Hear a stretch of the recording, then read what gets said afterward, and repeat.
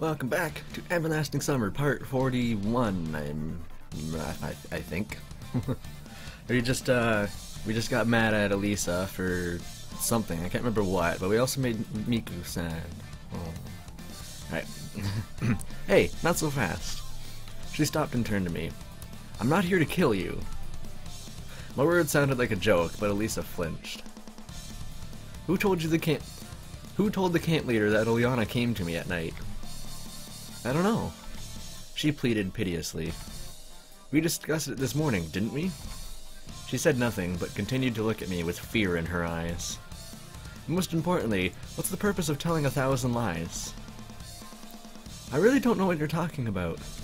Her eyes filled with tears. Suddenly I felt as if I'd been struck by lightning. What if she isn't guilty? And why did I immediately think of her? Anyone else could easily have seen us that night. You never know, even Ilyana herself could have told anyone. Are you sure? I asked harshly. Yes. I thought for a second, and this time was just enough for Elisa to escape. Now the only true solution is to talk to Olga again. Whew. I found her on the canteen porch. By that time, the sun had nearly disappeared behind the horizon. You came back after all, she began. Olga, could you tell me honestly, who told you about it? I've just spoken to Elisa. It's not her. Ilyana wouldn't do it herself, so who? In fact, I myself didn't realize why I needed to know this. Initially, I was just mad at Elisa, but now... Well, she hesitated. Some strange girl. But this still doesn't... A strange girl? Well, yes. Not from our camp, it seemed. Why did she tell you about this? How should I know? Olga, but this is... I took a deep breath and turned away. Just why does she have to obviously lie? Although maybe she's trying to protect somebody. Let's say... Damn, I cannot even imagine. Alright. I said quietly and walked briskly away from the canteen. I had absolutely no desire to continue listening to Olga's stupid lies. Our so-called camp leader. I walked aimlessly, completely lost in thought. Are you on guard duty? I heard a cheerful voice from behind. It was Ilyana. Nothing special, just... It seemed like there was no chance of finding out who Olga's informer was, and yesterday's incident was hushed up somehow, so I decided not to think about it. What do you have planned for the evening? Nothing, I guess. After all my frantic attempts to uncover the truth, I felt some inexplicable guilt before Elisa and Ilyana. What exactly the guilt before Ilyana was about was completely unclear, though. Then I have a suggestion. What is it? I brought a video cassette from home! Her eyes flashed conspiratorially. And? I couldn't even remember when the last time I had watched or heard something recorded on cassette was. With a cool movie on it! Where would we get a VCR here? This word came to me from the past, and I decided to test whether my guesses about which time period I had been placed in were right. At the Cybernetics Club, of course. There's nothing there, I said confidently. What about in the back room? She was right. It could be there. Well, maybe. But anyways, it's too late and everything's closed. That strange feeling of guilt I felt in front of Ilyana was giving me a chance to refuse immediately. We can get in there through the window. She grinned mischievously. Well, you know... Maybe you're right. Wish we could get a key. Mused Ilyana. But I had one. Why did I never give those keys back to Slavia? In my pocket. And I just remembered about it. I can't fucking talk today. Now that you mention it, yes, I've got a key. Next time I better think before I speak. That's good. Then I'll quickly run to get the tape. You wait here and I'll be right back. She disappeared before I could even open my mouth. It's strange that she wasn't surprised that the key to the cybernetics club mysteriously happened to be in my pocket at the right place and time. But in any case, I have to decide what to do next. The most right and logical thing would be not to go anywhere with her. But my guilt got to me. Though it seems that there could be nothing criminal in watching a movie with her. But on the other hand, with Ilyana, even the most harmless things can turn into a three-ring circus. At the very least. I was already starting to forget about what had happened this evening, about my frantic attempts to get the truth from Elisa and Olga. In just a couple of minutes, she returned. Having second thoughts, I looked at Ilyana and felt a bit uncomfortable. Why? Oh, I might have skipped something. Now I've skipped something.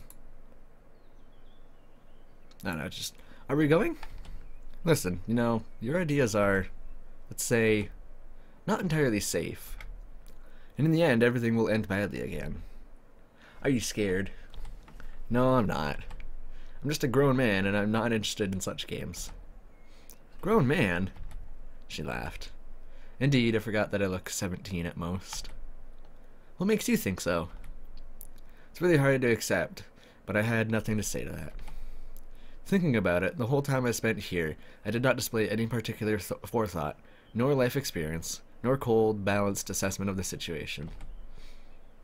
So the other question is, did I ever show those in that life? And in fact, even if I think, I would recall some examples, of course, but... Okay, let's go. I was so offended by Ilyana's words that I asked, and what is a grown man in your opinion?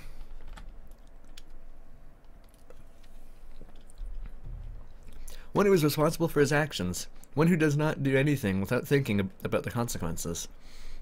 A person who is capable of taking good care not only of himself, but also of others. And all that doesn't describe you, that's for sure. Yeah, it's almost like she's a girl! I tried to laugh it off. I'm not pretending to be like that anyway, grinned Ilyana.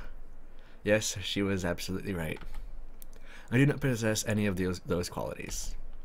But I always thought that not being 17 is all that's required. Seems that, in general, there is no difference between me and other people, and if I wish I could be exactly like they are. Is that all wrong? In fact, no, because in this camp I try to behave in a most logical, sensible, and proper way, like an adult. But if even Ilyana says differently, then how could I get out of here? We went in. It took some time for Ilyana to find the light switch. It looks bright outside. Presto! Well done. Bravo. I exaggerated by clapping my hands. Perfect. Hey, stop making fun of me. She pouted. That doesn't look like pouting. Okay, what's next? Here! Ilyana went up to the door to the second room, hesitated for a moment, and pushed it open. VCR! There wasn't much space inside. Seems more like this room was used for storage. Boxes piled on top of... Haven't we been in here before? Come on. Boxes piled on... Holy crap. Boxes piled on top of each other had formed some sort of Alps in miniature. Various devices scattered here and there reminded me of the chaotic brainstorm raging in the head of a scientist. Bookshelves on the far wall made it clear that this was not a simple storage for unused junk. To my right, there was a TV set with a video player sitting next to it. Interestingly, they were not Soviet. I'd bet they were Japanese. At least going by their appearance. A VCR is a VCR, mate. I don't think they change very much depending on where you're at. Not very surprising. In those days, or more accurately for me, these days, imports already existed. What did I tell you? Ilyana smiled triumphantly. Yeah. Have you seen anything like that before? I have. Perhaps I've got a VCR too. Probably it's lying somewhere in the mezzanine in my house. Seems like you're not surprised at all. Why should I be surprised? A Japanese TV set, a video player. You look like you often see such things. Not too often lately. I agreed lazily. It's so gloomy. Nevertheless, okay, take it. She handed me a cassette. Turned it over my hands, but did not find any sticker or labels on it. So what's on it? I don't know exactly, mused Olyana. But I'm sure it's something very interesting. Soon the logo of a well-known American film company appeared on the screen. Here, watch. Olyana even started fidgeting impatiently. I'm watching. Whoa. A few minutes later, I realized that the tape contained a famous film from the 80s. It was about a robot from the future sent to kill someone in the past, so in the years in between, a hero would be born. Oh man, it almost sounds like Terminator or something. Interesting coincidence. You could say I was sent from the future too. Not to kill people though. I was sent from the future to sleep with 18-year-old girls. Yep. So what? My mission is to kill someone from among the local residents? Kill them with your thighs. I could not help laughing. What's so funny? Olyana looked at me reproachfully. Oh no, nothing. Seems as if you don't like the movie. The movie's alright. I've seen it several times. How can that be? Her eyes widened in surprise. Well, my friend gave me a cassette. Olyana stared intently at me. Anyway, keep watching. I pointed at the screen. Man, I look way more into this than she does. Like, yeah, kill them! Fucking right, Arnold. When the film was about halfway through, I heard someone trying to open the front door. It is said that when a person has one of their senses weakened, the others are amplified. I was quite blind, but could hear perfectly. Lights off, I whispered. What? Turn off the lights. Olyana realized that this wasn't the time to argue with me and rushed to the switch. Meanwhile, I pressed the pause button. I heard footsteps in the other room and saw a flashlight flickering under the door. Wonder who decided to sneak into the cybernetics club at night. They're not in here. It was the voice of Olga. Soon the front door slammed shut, and I sighed with relief. Yeah, because there's only one room in the cybernetics club. See that? Again, that's because of you. What? Olyana stared at me in surprise. Why else would she come here at night? She's definitely searching for us. Elisa likely doesn't care about your absence, but I'm registered at the camp leader's cabin. She thought for a while. Well, so what? So what? Why are you constantly looking for trouble? It's almost as if you like it. It's more fun this way. Is it fun when you're constantly scolded and punished? Nothing ventured, nothing gained. She laughed merrily. Eventually, there are also rules. Well, up until now, you've evaded serious consequences, but who knows what could happen next? It could all end badly. You grumble like a granny. Okay, she said, offended. And who said recently that I could not be called an adult? Forget it. Let's finish the movie. I decided not to argue with her. Wouldn't watching the movie be better with the lights off? In the end, we are already on Olga's list, and an hour later, an hour earlier, does it really matter? Yeah! At each scary scene, Olyana jumped, screamed, and grabbed me by the hand. Hold me. I was not so keen on the film, but still pretended that I was also interested. Apart from the evil robot, there was a good man sent from the future to prevent his evil deeds. This is Terminator. Maybe I'm not here with the goal of becoming a ruthless killing machine, but on the contrary, to change or prevent something. To prevent some event, for example, or to stop someone from some wrongdoing. The analogy is fairly interesting, but is not based on any real facts. I don't have a shotgun in my hands, I'm not wearing a leather jacket, and I haven't got a motorcycle to ride. You just described the Terminator. I don't even have sunglasses. Yeah, that's Terminator, not Kyle Reese. Look. I may have seen that movie like 10 times or something. The next chase with the shooting and the destruction of various types of wheeled and propellered vehicles was unfolding on a screen. You think the good guy will win? Of course, I knew the answer. Obviously. Good always triumphs, she said seriously. If we consider that Ilyana often succeeded in her silly adventures, that means the meaning of the word good gets seriously twisted. Wait, but you've already watched it. Yeah, just wanted to know your opinion. Soon the film came to an end. During the final scenes, Ilyana ran around the room, trying to get a better view of everything happening on the screen without missing anything. The angle you view the screen does not change what's on the screen. Yet. Could you imagine? That'd be awesome. Huh. She gasped with relief when the ending credits started. Liked it? You need to ask? Of course. Shooting, explosions, car chases. Of course she loves it.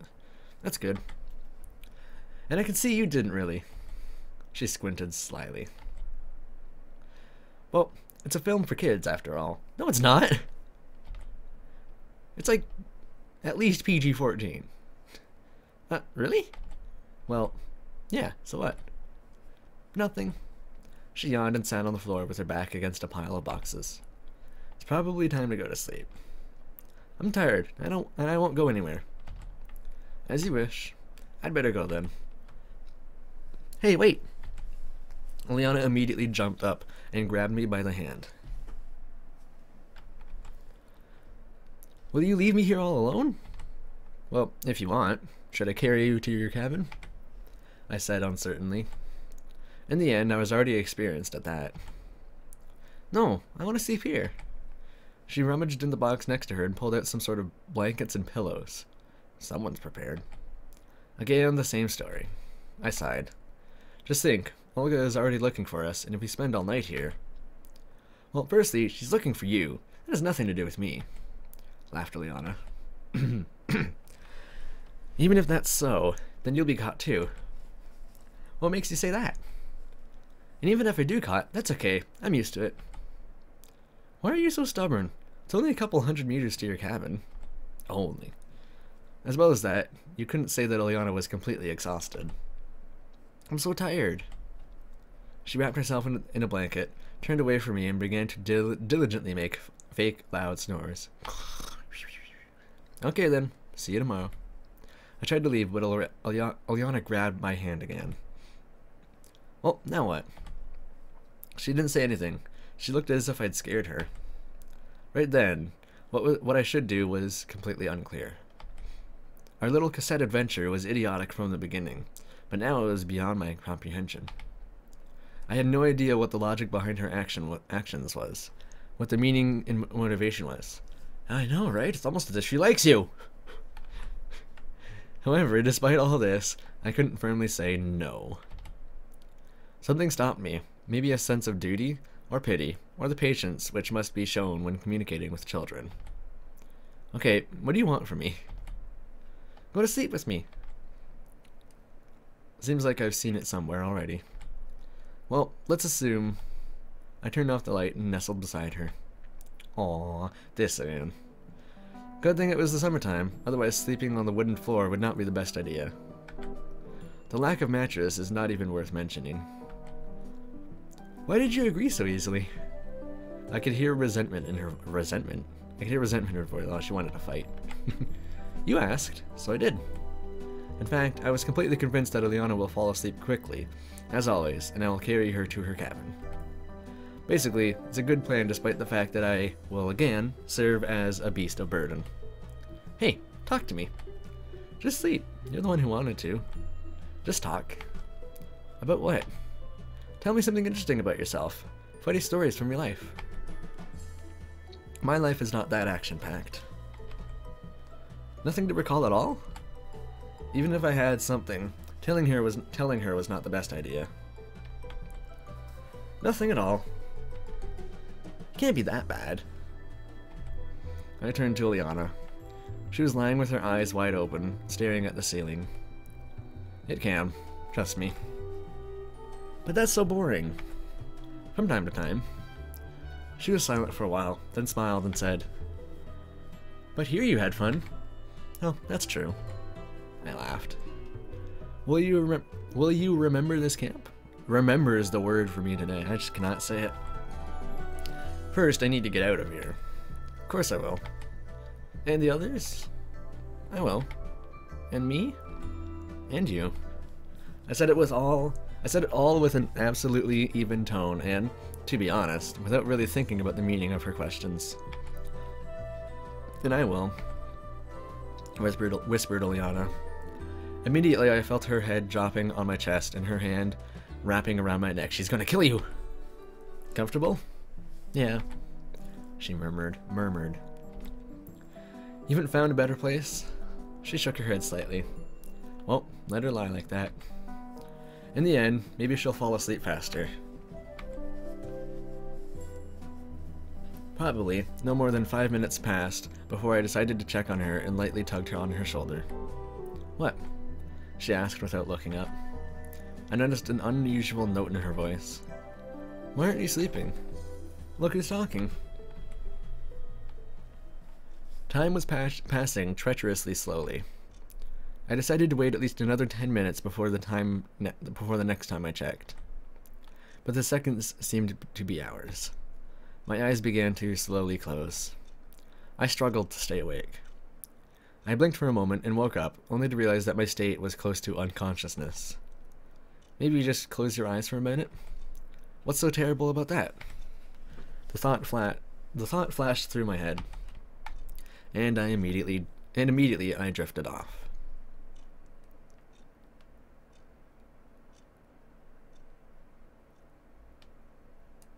Day 7, the final day. Is this gonna be like the first time we have a route where we don't sleep with the girl? I mean, technically, sleep, you know what I mean. There are probably worse things in life than falling asleep while being cuddled by a little girl. I'd say so. And now the door opens and armed men leap towards us. Wait?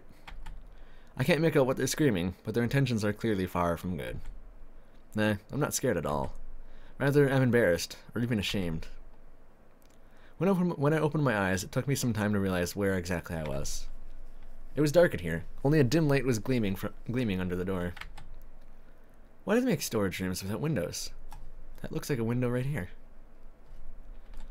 Although obviously that's the way it should be, but why on earth would anyone bring a TV set and a VCR in here then? I cursed the architects of this building in my mind and shook Ilyana by her shoulders. Come on, get up now. She stretched, and as we were lying together, I could see her sleepy eyes even in the dark. What? Let me sleep. Ilyana tried to turn away, but I firmly grabbed her shoulder with my hand. I don't know what time it is, but regardless, it would be smart for us to get out of here. Not now, later. She whispered, half asleep. I said, wake up, come on. I jumped up and easily pulled her to her feet. Ugh, or agoo, moaned Ilyana with frustration in her voice. I started to look for the light switch, but then suddenly heard footsteps outside the door. Oh no. Oop. My heart sank. Why so early? We have a truckload of work to do. No time to waste. You know that we have to do it all before the departure. Alright, fine. It looks like our two amped up cybernetics were paying a visit to the clubhouse before the break of dawn today. Shush, I whispered to Ilyana. And what's the... She didn't manage to finish her sentence as I silenced her with my hand. Well, I understand all that, but we might at least have waited until after breakfast. Oh, do you have something else to do? Not really. I heard some hesitation in Electronic's voice. Sure you don't want to head off to the library bright and early again? Hadn't the slightest intention, he replied fretfully. Oh yeah, sure, if you say so. Soon the work kicked off behind the door. I could hear hammer strikes, machines rattling, and Electronics buzzing. Electronic and Shirik were discussing their own matters, so I wasn't paying much attention. I was more interested in knowing when they'll finally leave the building. Rather soon, breakfast time is coming. But if we take Shirik's passion into consideration... Let go of me. Ilyana finally wrestled her way out, but didn't raise her voice after all. Why can't we just leave? She asked under her breath. What do you think? It's all fine? Well, what's the problem? Well, we spent the whole night here together, and it's obvious what they'd assume, considering I'd taken the precaution of closing the door. So? What do you mean, so? I tiredly sighed. Why don't we just do it already? Rather than just make everyone think we're doing it. Just trust me. I know that it doesn't matter to you, but it does to me. Okay, fine. We'll keep fighting here. Agreed Ulyana resentfully. I was prepared to wait for a long time if necessary, but barely a couple of minutes passed. A couple of minutes later, the front door opened and somebody came in. Good morning, guys. Good morning. Morning. It was Slavia. Just wanted to ask if you happen to have any sticky tape. We do, somewhere, replied Shirk thoughtfully. Huh, take a look in the back room. These words gave me goosebumps, and I grabbed the door handle in a stranglehold. Slavia approached the door from the opposite side and tried to pull it open, but I was straining against the door with all my strength. It's locked. Can't be, we never locked that room. Let me try. Shirk yanked the door handle, but nothing happened, although it took a lot of effort for me to hold it steady. Oh, it's stuck. Give me a hand here. In a few moments, they were trying to open the door together, with electronic.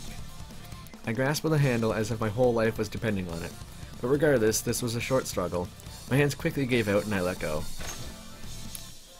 Well, you're fucked. The door slammed open, and the bright sunlight blinded me, so I couldn't see the startled faces of Shirk, Electronic, and Slavia for the first few seconds.